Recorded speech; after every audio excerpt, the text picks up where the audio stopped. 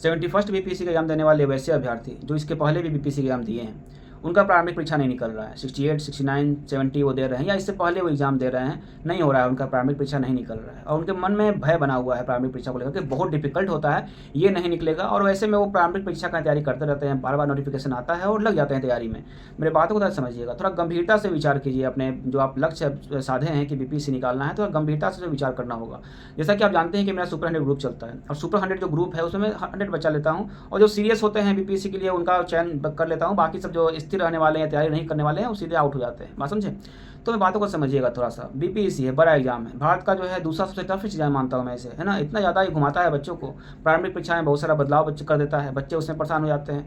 देखिए समझिएगा, आप 68 दिए, 69 दिए, या उसके पहले आप एग्जाम दिए, आपका प्रारंभिक परीक्षा नहीं निकला, और ऐसे में अपना तैयारी भी आप सही दिशा में नहीं कर पाते हैं। बीपीएससी भी हेर फेर करते रहता है, कभी बोल देगा कि यूपीएससी प्रेजेंट का क्वेश्चन रहेगा, कभी सिपाही दरोगा लेवल का क्वेश्चन पूछ देता है। देखिए बात को समझिएगा, निकालने वाले उसमें निकालते हैं एग्जाम को। देखिए बहुत सारे बच्चों को मैं एक प्रॉब्लम में देखता हूँ, जैसा कि आप जानते हैं, बहुत सारे बच्चे जानते हैं कि मैं साइकोलॉजी क्षेत्र से जुड़ा हुआ इंसान हूँ, और लगातार मैं इस क्षेत्र पर शोध कर रहा हूँ। ऐसे में बच्चों से बात करता हूँ तो अधिकतर बच्चे में एक कमियाँ पाया जाता है, और वो कमियाँ आप में भी है, बहुत सारे अभ्यर्थी में है। इस वीडियो को ध्यान समझिएगा। आप इसके पहले एग्जाम दिए, 70 बीपीएससी दिए, 69 दिए, नहीं हुआ आपका। आपने ये चीज़ देखा कि आपका जो एग्ज़ाम है उसमें आप असफल क्यों हुए। इस पे गंभीरता से आपने कभी विचार नहीं किया, बस आपने पढ़ाई किया, आपने पढ़ते गया, फिर पढ़ रहे हैं, फिर वही काम दोहराइएगा। अपना जो है ना, देखिए कि आप असफल क्यों हुए इसके पहले एग्जाम में। बहुत सारे ऐसे बच्चे हैं जो बहुत सारे गलतियां करते हैं, निगेटिव 1/3 है, इस समय वो बार बार गलती बहुत सारा बना देते हैं, नर्वस हो जाते हैं। फिर से बहुत सारे बच्चे समय मैनेज नहीं कर पाते हैं, बहुत सारे बच्चे का तैयारी ही गलत होता है, क्वेश्चन का वो सही अभ्यास नहीं करते हैं, बीपीएससी लेवल का क्वेश्चन को नहीं देखते हैं, वो पीवाईक्यू पूरा करके नहीं जाते हैं। मेरी बातों को समझिएगा, सिर्फ पढ़ने से नहीं होता है। बीपीएससी एग्जाम का सिलेबस अगर आप पूरा करने के लिए बैठ जाइएगा तो आप सिलेबस कंप्लीट नहीं कर पाइएगा। स्मार्ट स्टडी करना बहुत ज़रूरी है आप लोग को। और मैं बार बार बोलता हूँ बहुत बच्चों को कि आप जब टेस्ट देते हैं, जैसे मैं टेस्ट लिया, ठीक है, जैसा कि मैं मेंस तो बच्चे का जो अधिकतर बच्चे हैं उनका कंप्लीट हो चुका है, और ऐसे में अगला संडे से जो है बच्चों का टेस्ट स्टार्ट हो जाएगा प्रारंभिक परीक्षा के लिए। तो प्रारंभिक परीक्षा के लिए जो होमवर्क बच्चों को मिलता है वो बच्चे होमवर्क पूरा करते हैं, होमवर्क के साथ साथ टेस्ट चलेगा, ठीक है, 150 जैसा प्रश्न होता है वैसा। अब इसमें मैं क्या करता हूँ कि बच्चे को पास करवाने के लिए मुझे एक एक बच्चा पे ध्यान देना पड़ता है। अब जो बच्चे ग्रुप में मेरे पास आए हैं कि विश्वास लेके आए हैं, मैं लगातार उनके लिए काम करता हूं, तो जो काम मैं उनके लिए करता हूं, मैं वही बात आपको बता रहा हूं कि आप भी जरा विचार कीजिए, सोचिए, खुद को देखिए कि आप गलतियां कहां पे कर रहे हैं। देखिए प्रारंभिक परीक्षा में एक चीज़ ध्यान रखिएगा, जैसा कि आपके पास 3 महीना का समय बचा हुआ है, तो आपका पास 90 दिन है, और 90 दिन तो ये मत सोचिए कि 90 दिन का स्ट्रेटजी मत तैयार कीजिए, आप सिर्फ 30 दिन का स्ट्रेटजी पूरा कीजिए कि इस 30 दिन के अंदर बीपीएससी के लिए पूर्ण रूप से मैं तैयार कैसे हो जाऊं। मेरा 30 दिन के बाद बीपीएससी का एग्जाम है, बात को समझिएगा। मेरा ये चीज़ जो बता रहा हूँ ये बहुत जरूरी है, और इसके लिए आप पढ़ाई कीजिए, पूरा जान झोंक दीजिए। बहुत बड़ा एग्जाम है, एसडीएम बनना बहुत सारे बच्चों का सपना होता है। दिल्ली प्रयागराज में बहुत सारे मेरे जान पहचान के बच्चे हैं जो बीपीएससी का तैयारी मुझसे करते थे, अब जाकर यूपीएससी तैयारी कर रहे हैं, सोच रहे हैं कि यूपीएससी, क्योंकि एज है उनके पास। बहुत सारे बच्चे ऐसे इनके पास एज नहीं है, 30-32 हो रहा है, 34 हो रहा है, 35 हो रहा है। बातों को समझिएगा, आप ऐसे पड़ाव पे हैं, और अगर आपको लगता है कि आप बीपीएससी बहुत कठिन है तो आप मेरे ग्रुप में जुड़ सकते हैं और एग्जाम निकाल सकते हैं। लेकिन मैं आपको बता दूं, एक टफेस्ट एग्जाम है, और यहाँ पे एक चीज़ से सावधान रहिएगा। पहला तो आप बहुत सारे बच्चे ब्रांडिंग और प्रचार के नाम पे अपने जो पटना में आते हैं बैग पे टांग करके प्रचार करते रहते हैं। असलियत आपको बता दिए कि आपको हज़ारों बच्चा में से 5 को सफल होता है, बाकी आप करवा सकते जानते हैं जो आप देखते हैं। मेरे बातों को ध्यान से समझिएगा, आप घर पर रहकर तैयारी कर सकते हैं एग्जाम का। शांतिपूर्ण एक रूम रखिए, टेबल रखिए, सिलेबस को रखिए, सिलेबस मतलब मेंस के लिए जो सिलेबस है उसको रखिए, और प्रारंभिक परीक्षा के लिए पीवाईक्यू अपने पास रखिए। जैसे घटना चक्र का पीवाईक्यू आता है, 70 से देखिएगा, 70 जो आपका री एग्जाम हुआ उसी से लेकर पूरा आपका नया वाला आ गया है ना, मोटा सा होता है, उसको आप ले लीजिए, और उसमें देखिए प्रश्न कहाँ कहाँ से पूछे गए हैं, किस किस विषय से पूछे गए हैं, उस विषय को चुन चुन के पहले कंप्लीट कीजिए। चाहे वो मौर्य काल हो, बौद्ध धर्म हो, जैन धर्म हो, अच्छा से पढ़िए उसको, बार बार उसका प्रश्न को देखिए जो पूछा गया है। लूसेंट जैसा पुस्तक जो 1 लाइनर होता है, डिस्क्रिप्टिव और ऑब्जेक्टिव खरीद लीजिए, उसका अभ्यास कीजिए। देखिए बहुत सारे बच्चे 70 बीपीएससी में फंस गए हैं, क्योंकि जो बच्चे खासकर बीपीएससी की तैयारी कर रहे थे कि भाई सीरियस कैंडिडेट, वो बच्चे फंसे हैं। ध्यान रखिएगा, जो मैं बात बता रहा हूँ तो ध्यान समझिएगा। वैसे बच्चे मैं जानता हूँ जिनको जो यूपीएससी का मेंस लिख रहे हैं बच्चे, वो बच्चे बीपीएससी का प्रारंभिक परीक्षा पास नहीं कर पाए इस बार, ठीक है, ये असलियत है। और मुझसे बहुत सारे बच्चे बात किए तो मैं उन्हें बताया कि कारण गलती कहाँ पे है और क्यों आप फंस गए। भाई आयोग है, भीड़ बढ़ गया है, वो अपना दिमाग लगाएगा, वो सोचेगा कि भाई कैसा प्रश्न, चलो बोल दिए यूपीएससी लेवल का, दे दिए 1 लाइनर, है ना, काम खत्म। उतना कौन रटता है, फैक्ट्स याद नहीं रहता है। अब फैक्ट्स जो बच्चे रटे हुए हैं सिपाही दरोगा वाले, उनको मौका मिल गया। और उसी को देखते हुए बहुत सारे संस्था जो है बीपीएससी का तैयारी करवाने लगा है प्रारंभिक परीक्षा के नाम पे। आप लोग ज़रा सावधान रहिएगा, क्रैश कोर्स जैसा कोई चीज़ सिविल सेवा में नहीं होता है। आप तैयारी कर रहे हैं तो आपके पास जो समय है ये बहुत ही कीमती है, बहुत ही कीमती समय है, और ये जो समय निकल रहा है ये बहुत तेज़ी में निकलेगा। जैसे जनवरी, फरवरी, मार्च, अप्रैल, मई निकल गया ना, हम शुरू से ही बोल रहे हैं। मैं आपके पास 14 दिन के बाद ये वीडियो बना रहा हूँ, टाइम नहीं रहता है। बच्चे जो सुपर 100 के मेरे पास आए हैं उनके लिए मैं कार्यरत रहता हूँ और उन पर ध्यान देता हूँ। और ऐसे में बहुत सारे बच्चे लगातार मैसेज किए, सर आप वीडियो नहीं बना रहे, तो मैं आपको बता दूं कि मैं व्यस्त रहता हूं और आप भी व्यस्त हो जाइए। बहुत ही कीमती समय आपका निकलते जा रहा है। फालतू चीज़ पे भरोसा मत कीजिएगा। बहुत सारे प्रचार होंगे, बहुत सारे मीडिया वाले भी प्रचार कोचिंग का करेंगे। सावधान रहिएगा, अलर्ट रहिएगा। देखिए, एक बात मैं आपको बता दूं कि आपको दोनों तरीका से तैयारी करना है। 69 को भी आधार मानना है और 70 को भी आधार मानना है। और कैसे? जब आप PYQ का प्रश्न को सोल्व कीजिएगा तो आप आधार जानिए कि ऐसे प्रश्न पूछे गए थे, और उस आधार पर आपके पास अच्छे स्टैंडर्ड पुस्तक होनी चाहिए। लक्ष्मीकांत स्पेक्ट्रम आपका पुस्तक जो होना चाहिए आपके पास। इकोनॉमिक्स के लिए कोई अच्छा पुस्तक, दृष्टि द विजन का पुस्तक जो आता है वो आप ले सकते हैं। विजन IAS करंट अफेयर के लिए विजन IAS और स्पीडी दोनों को मिक्स करके पढ़ लीजिए, है ना। करंट अफेयर के लिए बस 2 पत्रिका, विजन IAS और दृष्टि स्पीडी, दोनों को मिक्स करके पढ़ लीजिए, काम खत्म आपका करंट अफेयर का। लेकिन एक बात समझिएगा, सारा चीज़ मैं आपको इस वीडियो में जो है कोशिश करूँगा बताने का, ज़रा ध्यान से समझिएगा। पढ़ाई को ना बोझ मत बनाइएगा। बहुत सारी चीज़ पढ़ना है आपको, और सिलेबस कंप्लीट कीजिएगा तो फिर करते रह जाइएगा बीपीएससी का, समझे। टेक्निक सीखिए, राइटिंग स्किल है, आपको टॉपिक अगर पता होगा, स्किल जानते हैं तो आंसर राइटिंग कर लीजिएगा। बहुत सारे बच्चे अभी मैसेज कर रहे हैं आंसर राइटिंग के लिए, क्योंकि आंसर राइटिंग करना है। 3 महीना में मैं आंसर राइटिंग कंप्लीट करवाता हूँ, ठीक है। और ध्यान रखिएगा, इसीलिए सुपर 100 में जो बच्चे तत्पर रहते हैं उन्हीं को, 20 सुपर 100 है उसमें 20 या 25 बच्चे एक्टिव हैं, तो मैं उन्हीं पे ध्यान देता हूँ और उनको तैयार करता हूँ, ठीक है। जो क्षमता जिनके पास नहीं है, 5-6 घंटा 7 घंटा वो लगातार एवरेज नहीं पढ़ सकते हैं डेली, तो फिर उनका काम खत्म है, वो नहीं होता है उनका, ठीक है। जो करवा सकते हैं मैं सामने खुल के बोल देता हूँ।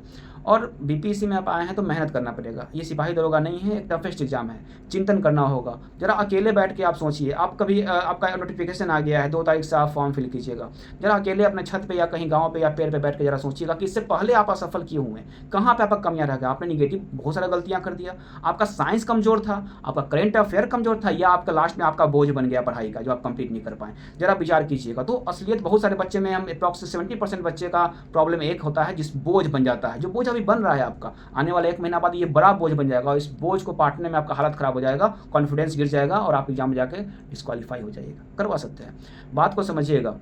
अभी से पढ़िए, अभी से पढ़िए। जैसा मैं बच्चों को जब होमवर्क देता हूँ तो उनसे पूछता हूँ, उनके हर टॉपिक जो रहता है वो पूछता हूँ उनसे कि भाई आपने यहाँ पढ़ा तो आप बताइए मुझे। ध्यान रखिएगा, चोरी आप नहीं कर सकते हैं, और खुद से अगर चोरी कीजिएगा, ध्यान रखिएगा, तो आप अपने लिए गड्ढा खोद रहे हैं।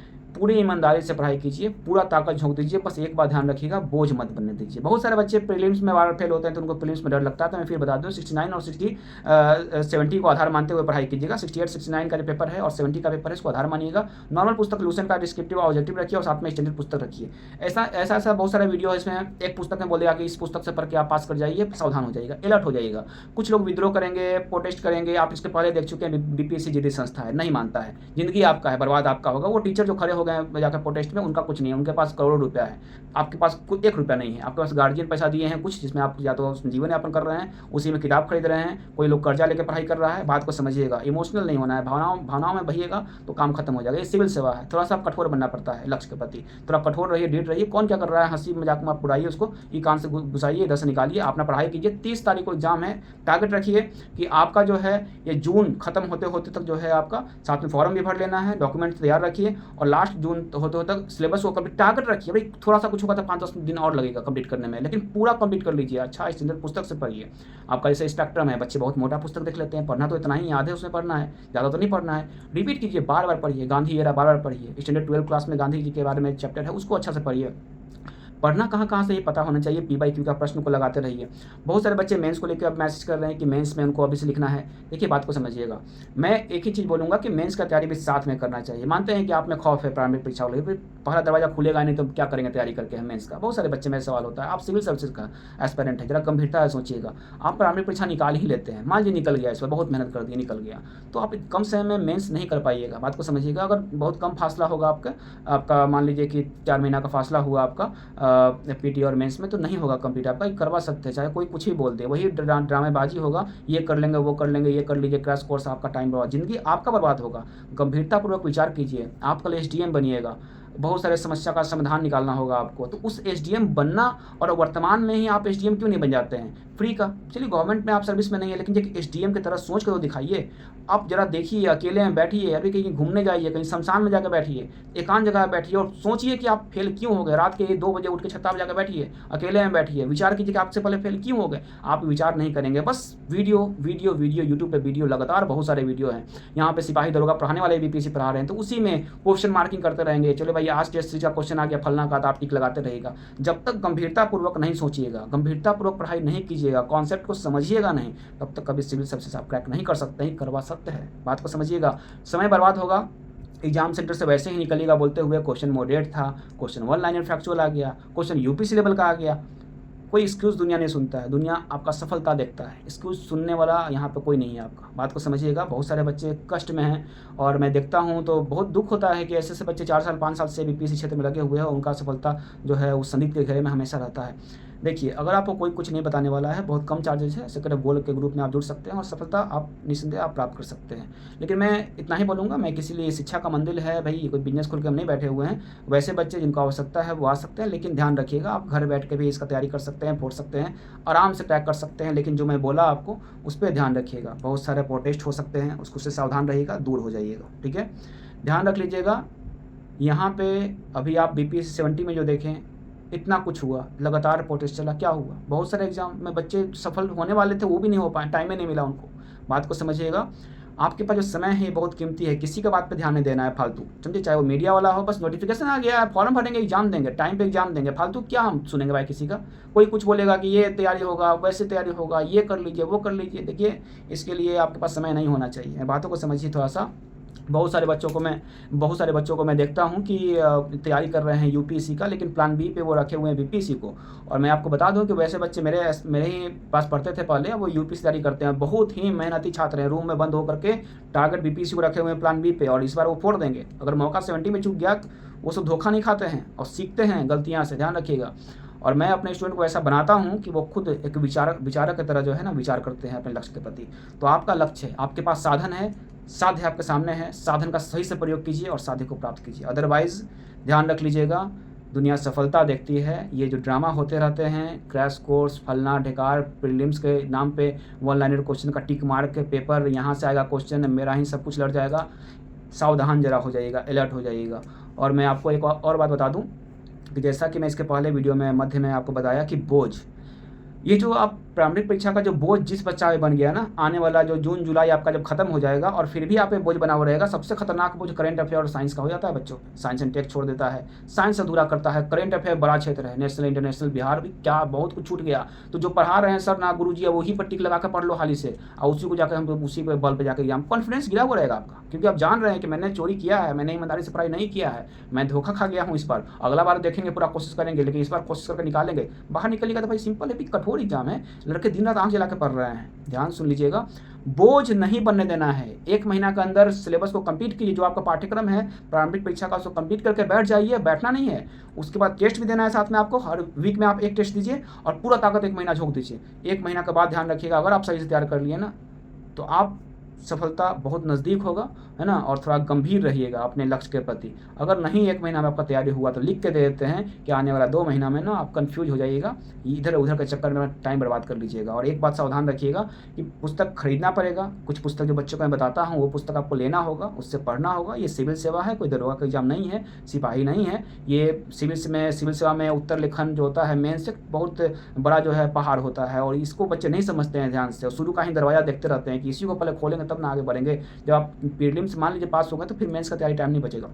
आपको एक काम करना है कि प्रारंभिक परीक्षा के लिए अगर आप बेसिक आपका ठीक है, आप पहले पढ़े हैं तो आप टेस्ट दीजिए। अगर आप पहले से 3-4 साल से पढ़ रहे हैं बीपीएससी का तो आप टेस्ट दीजिए, और टेस्ट में अपना जो कमज़ोर पक्ष है उसको देखिए कि आपका कमजोरी कहाँ पे है, आप ज़्यादा गलती कर रहे हैं, आपका कोई सब्जेक्ट कमज़ोर है। करेंट अफेयर अंतिम में बोझ बन गया था इसके पहले, उसको जो है ना उसका पूर्ति कीजिए, उसको सही कीजिए, मेरी बातों को समझिएगा। और मेंस जो है ना उसमें 2 प्रश्न को कम से कम डेली लिखा कीजिए, अभी भी लिखा कीजिए। 2 महीना कम से कम या 1.5 महीना मेंस का 2 प्रश्न लिखा कीजिए, हैबिट रहेगा। तो बाद में अगर आप कहीं भी अगर जो समय मिलेगा उसमें आप गति पे काम करके अपना मेंस को सही कर लीजिएगा। बीपीएससी बार बार इतना अच्छा मौका नहीं देता है, सब समझिएगा कि बीपीएससी बार-बार इतना अच्छा मौका नहीं देता है, ये बड़ा मौका है दोस्तों, और इस मौका को हाथ से गँवाइएगा नहीं।